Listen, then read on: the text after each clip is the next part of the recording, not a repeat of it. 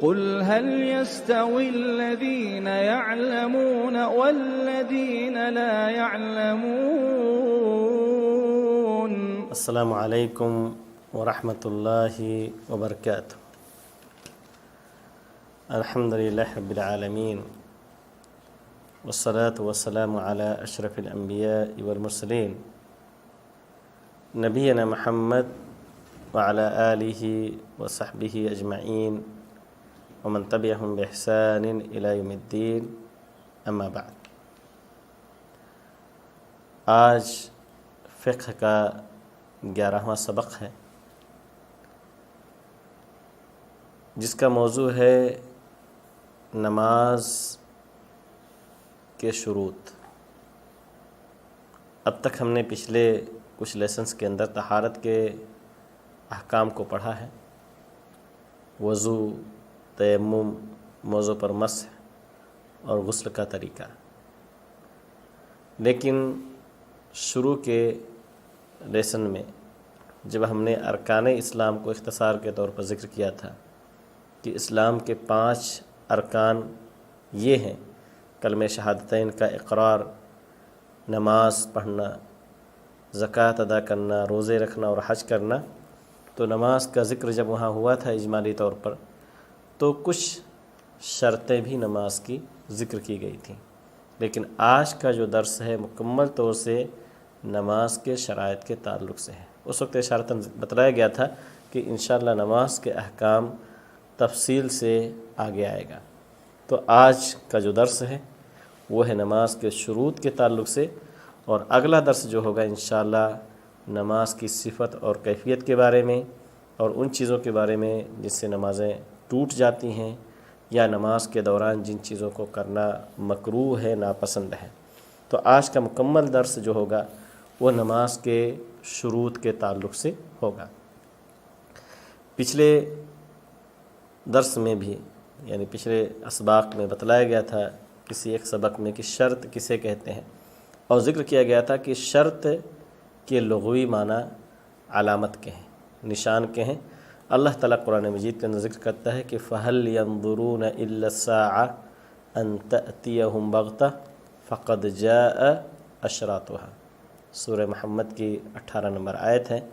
اللہ تعالیٰ کہتا ہے کہ کیا وہ لوگ قیامت کا انتظار کر رہے ہیں کہ اچانک ان کے پاس آ جائے، یعنی برائیوں سے اس لیے نہیں رکتے ہیں، شاید وہ انتظار کر رہے ہیں کہ قیامت قائم ہو جائے۔ تو اللہ تعالیٰ کہتا ہے فَقَدْ جَاءَ أَشْرَاطُهَا، اس قیامت کی نشانیاں، اس کی علامتیں آ چکی ہیں۔ تو اشراطها یعنی علاماتها الدالہ علی قربها، یعنی ایسی نشانیاں، ایسی علامتیں آ گئی ہیں جس سے پتہ چل رہا ہے کہ قیامت قریب ہے۔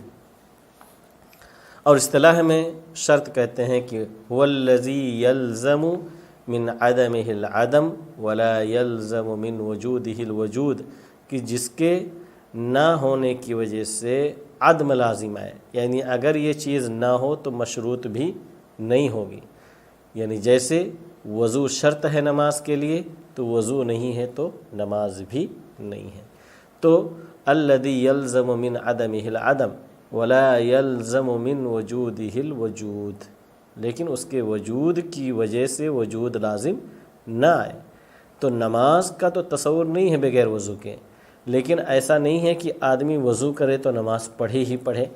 تو وجود سے وجود لازم نہیں آتا کہ مشروط کا پائے جانا بھی لازم ہوگا، نہیں، شرط پائی جا سکتی ہے لیکن ضروری نہیں ہے کہ مشروط بھی پایا جائے۔ تو ایسا نہیں کہ آدمی جب جب وضو کرے تو ضروری ہے کہ اس کے لیے وہ نماز پڑھے، ویسے بھی وہ وضو کر سکتا ہے۔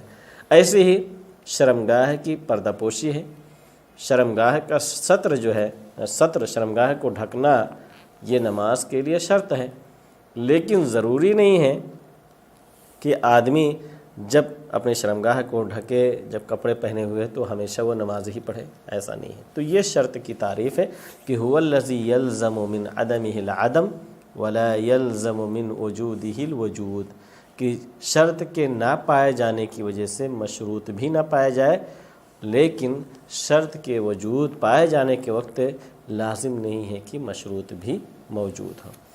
تو یہ شرط کی لغوی اور اصطلاحی تعریف پہلے بھی ذکر کیا گیا تھا، لیکن آج چونکہ پورا درس نماز کے شروط کے تعلق سے ہے، تو بہتر سمجھے گا کہ دوبارہ سے اس تعریف کا اعادہ کر دیا جائے تاکہ آپ دوبارہ اس کو اپنے نوٹ بک میں لکھ لیں، کیونکہ یہاں اس کورس کی کتاب میں موجود نہیں ہے، اور آپ اتنا سمجھ لیں کہ شرط کیا چیز ہوتی ہے۔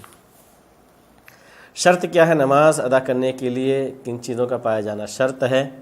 تو ذکر کیا گیا تھا، پہلے نماز کا جو ذکر آیا تھا کہ مسلمان ہونا، عاقل ہونا، بالغ ہونا، یہ اس کے شروط میں سے ذکر کیے جاتے ہیں۔ حالانکہ یہ ایسی چیزیں ہیں جو اب کسی بھی عبادت کو انجام دینے کے لیے اسلام کے اس کو ذکر کیا جاتا ہے۔ اغلب عبادات کے لیے یہ ساری چیزیں شرط ہوتی ہیں، مسلمان ہونا، عاقل ہونا، بالغ ہونا۔ البتہ نماز اگر کوئی بالغ ہونے سے پہلے بھی پڑھتا ہے تو اس کی نماز قابل قبول ہوگی، اس کا اجر و ثواب اسے نہیں تو اس کے والدین کو ضرور ملے گا۔ ایسے ہی روزہ بھی ہے، ایسے حج بھی ہے، ایسے ہی اور دوسری عبادات بھی ہیں۔ لیکن جو نماز کے اصل جو شروط ہیں وہ اس کورس کے اندر موجود ہے، اس کو ہم پڑھنے کی کوشش کرتے ہیں کہ جو اہم شروط ہیں وہ کیا کیا ہے۔ سب سے پہلی چیز یہ ہے کہ نماز کا وقت ہونا، یہ بہت ہی بنیادی شرط ہے کہ نماز کو اس کے وقت کے اندر ادا کیا جائے۔ اس لیے اللہ رب العالمین قرآن مجید کے اندر کہتا ہے کہ ان الصلاۃ کانت علی المؤمنین کتابا موقوتا، کہ یقیناً نماز مومنوں کے اوپر مقررہ وقت پر ہے۔ مقررہ وقت اس کا وقت متعین ہے۔ سورہ نساء کی 103 نمبر آیت ہے۔ آئیے سرسری طور پر جان لیتے ہیں کہ نماز کے اوقات کیا ہیں۔ اور اللہ رب العالمین نے نمازوں کے جو اوقات کو متعین کیا ہے یہ ہر دور کے لوگوں کے لیے جاننا نہایت ہی آسان ہے۔ اس ٹیکنالوجی کے دور میں بھی اگر کوئی شخص چاہے تو سارے ٹیکنالوجی کو سائیڈ میں رکھ کر کے اور اللہ رب العالمین کی اس نماز کے وقت کو جان سکتا ہے۔ مثال کے طور پر فجر کا وقت ہے۔ فجر کا وقت ہے کہ صبح صادق سے لے کر کے طلوع فجر سے لے کر کے سورج نکلنے تک یہ فجر کا وقت ہے۔ تو طلوع فجر یعنی وہ آسمان کے اندر جہاں سورج نکلتا ہے وہاں پر سفیدی کا ظاہر ہونا، فجر کاذب بھی کہا جاتا ہے۔ بسا اوقات ایک بار طلوع فجر سے پہلے بھی وہاں سفیدی پیدا ہوتی ہے، لیکن اس کے بعد بہت ہی زیادہ اندھیرا چھا جاتا ہے تو اسے فجر کاذب کہا گیا ہے۔ لیکن طلوع فجر کی اذان کے وقت جو ہے وہ آسمان میں اس جگہ سفیدی ظاہر ہوتی ہے جہاں سورج نکلنے والا ہے، اور یہی علامت ہے کہ طلوع فجر کا وقت ہو گیا، فجر کی نماز کا وقت ہو گیا، اذان دی جاتی ہے، اور اس کے بعد یہ وقت مستمر رہتا ہے یہاں تک کہ سورج نکل جائے۔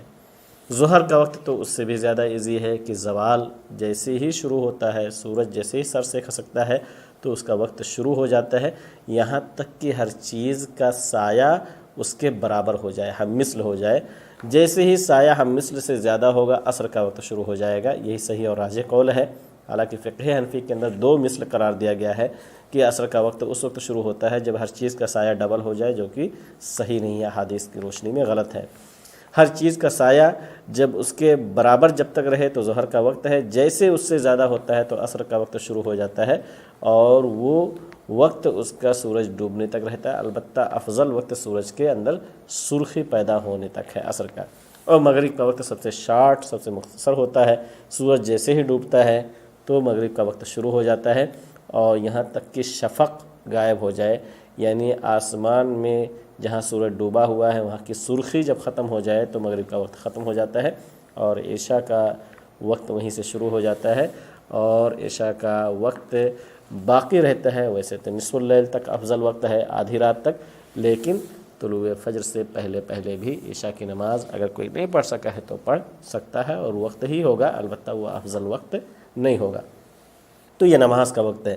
تو سب سے پہلی شرط ہے نماز میں کہ آدمی نماز کے وقت کی رعایت کرے، اور یہ اسلام میں بہت ہی اہم ہے۔ اس لیے آپ دیکھیں گے کہ آدمی اگر پانی نہ ملے تو وہ وقت نکلنے سے پہلے تیمم کر کے وہ نماز پڑھ سکتا ہے، چاہے اس کے اوپر غسل واجب ہو، چاہے صرف وضو ہی کی ضرورت ہو۔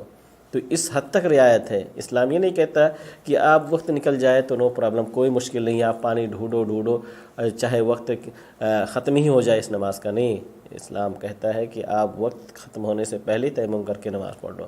ایسے ہی کوئی آدمی نجاست کی حالت میں ہے، صفائی ستھرائی نہیں کر سکتا ہے، کوئی کرانے والا نہیں ہے، یا ہے کہ پانی میسر نہیں ہے، غسل واجب ہے اس کے اوپر، تو وہاں بھی اللہ تعالیٰ کہتا ہے تصور کریں غسل واجب ہے، پانی نہیں مل رہا ہے تو اور وقت نکلنے کا خوف ہے تو آدمی تیمم کر کے نماز بھی پڑھے گا. یہ نہیں کہ آدھے گھنٹے کے بعد تو اسے پانی مل جائے گا لیکن وقت نکل جائے گا نماز کا تو ہم مؤخر کر لیں، ایسا نہیں. تو نماز کو ان کے اوقات میں پڑھنا بہت ہی ضروری ہے آج کے دور میں، خاص طور سے زیادہ ہمیں استعمال بہت سارے لوگ نمازوں کو اس کے وقت سے نکال کر کے پڑھتے ہیں.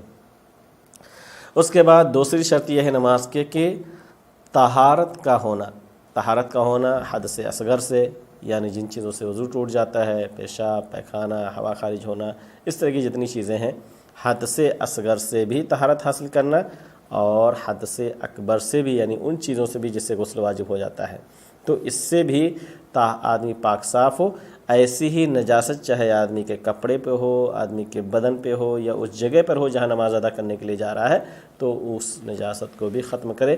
نبی کریم صلی اللہ علیہ وسلم کی حدیث ہے، بلکہ اللہ رب العالمین کہتے ہیں یا ایھا الذین آمنوا اذا قمتم الی الصلاۃ فاغسلوا، اے مومنو جب نماز قائم کرنے کے لیے کھڑے ہو تو دھلو اپنے چہروں کو، یعنی اللہ تعالیٰ کہہ رہا ہے کہ یہ ضروری ہے کہ طہارت حاصل کریں. ایسے نبی کریم کی حدیث ہے کہ لا يقبل اللہ صلاۃ احدکم اذا احدث حتى يتوضأ، متفق علیہ، کہ کسی بھی شخص کی نماز کو اللہ تعالیٰ قبول نہیں کرتا جب اسے حدث لاحق ہو یہاں تک کہ وہ وضو کر لے. صحیح بخاری اور مسلم کی یہ حدیث ہے. تو طہارت کا ہونا اور نجاست کو زائل کرنا یہ دونوں ہی چیزیں بہت ہی اہم ہیں، دونوں ہی نماز کے شرائط میں سے ہیں. یہی وجہ ہے کہ اللہ رب العالمین نے ہمیں ایسی جگہ نماز پڑھنے سے منع کیا ہے جہاں پر نجاست ہو، گندگی ہو، جیسے مقبرہ قبرستان ہو یا قبر کی طرف رک کر کے نماز پڑھنا ہو یا حمام ہو یا قضائے حاجت کی جگہیں ہوں. بہت سارے گاؤں اس طرح کے علاقوں میں کچھ جگہیں ہوتی ہیں جہاں لوگ قضائے حاجت جا کے کرتے ہیں، یا اونٹ کا باڑہ ہو تو یہاں بھی نماز پڑھنے سے منع کیا گیا ہے. تو کہنے کا مقصد یہ ہے کہ طہارت کا خاص خیال رکھنے کا اللہ رب العالمین نے حکم دیا ہے نماز کے شرائط میں سے. تو پہلی شرط نماز کا وقت ہونا اور دوسری شرط یہ ہے کہ طہارت حاصل کرنا حدث اصغر اور حدث اکبر سے، یعنی وضو کرنا اگر وضو کافی ہو، نہ اگر غسل کی ضرورت ہو تو غسل کرنا، اور نجاست کو بھی زائل کرنا بدن سے، کپڑے سے اور جگہ سے. اس کے بعد ہے نمبر 3 کہ شرمگاہ کو چھپانا. شرمگاہ کو چھپانا مرد کے لیے بھی اور عورت کے لیے بھی نماز کے شرط میں سے ہے. مرد کے لیے ضروری ہے کہ اس کے گھٹنے سے لے کر کے ناف تک اس کا حصہ یہ ڈھکا ہوا ہو، اور ایسے ہی دونوں کندھے، جو کیونکہ نبی کریم کی حدیث ہے کہ آدمی کی نماز قبول نہیں ہوتی اس حال میں کہ اس کا کوئی کندھا کھلا ہوا ہو. اور عورت کے لیے تو پورا بدن ہی جو ہے وہ ستر پوشی کرنا ضروری ہے، الا کہ صرف اس کے ہتھیلیاں اور چہرے اور بعض حدیث کی روشنی میں دونوں قدم. تو دونوں قدم، دونوں ہتھیلی اور چہرہ اگر کھلا ہوا عورت کا، خاص طور سے جہاں غیر محرم نہ ہو تو عورت کی نماز ہو جائے گی، لیکن اگر محرم ہو تو پھر ظاہر سی بات ہے ان چیزوں کو بھی وہ ڈھکے گی، چہرے کو بھی، ہتھیلیوں کو بھی اور دونوں قدم کو بھی. استقبال قبلہ کرنا. چوتھی شرط یہ ہے کہ قبلہ رخ ہو کر کے نماز پڑھنا. اللہ تعالیٰ قرآن مجید کے اندر کہتا ہے کہ وَحَيْثُمَا كُنْتُمْ فَوَلُّوا وُجُوهَكُمْ شَطْرَهُ، جہاں کہیں بھی رہو تو اپنے چہروں کو اسی خانہ کعبہ کی طرف پھیر لو. تو خانہ کعبہ کے قریب ہو کر کے اگر کوئی شخص نماز پڑھ رہا ہے، جیسے یہاں کے لوگوں کے لیے پاسبل ہے، تو خانہ کعبہ کو ہی کی طرف ہی رخ متعین کر لیں. لیکن جیسے جیسے خانہ کعبہ سے دور ہوتے جائیں گے تو پھر وہ جہت جو ہے ہمارا قبلہ ہو جائے گا، چاہے وہ جہت جتنا بھی اس کی وسعت ہو جائے. تو استقبال قبلہ نماز کے شرائط میں سے ہیں. اور پانچویں شرط یہ ہے کہ نیت نماز کی ہو. اور نیت کہتے ہیں، لغت میں کہتے ہیں قصد اور ارادے کا نام ہے، اور شریعت میں کہتے ہیں کہ کسی عبادت کے کرنے کی نیت کرنا اللہ تعالیٰ کی قربت اختیار کرتی ہے. قصد و نیت فعل العبادہ تقربا الی اللہ، اللہ تعالیٰ کی قربت اختیار کرتے ہوئے. تو نیت کی جگہ جو ہے یہ دل ہے، نہ کہ زبان ہے. اسی لیے ہمیشہ نیت، بلکہ مکمل طور سے اللہ کے رسول کی حدیث ہے کہ انما الاعمال بالنیات، تمام اعمال کا دار و مدار جو ہے وہ نیتوں کے اوپر ہے.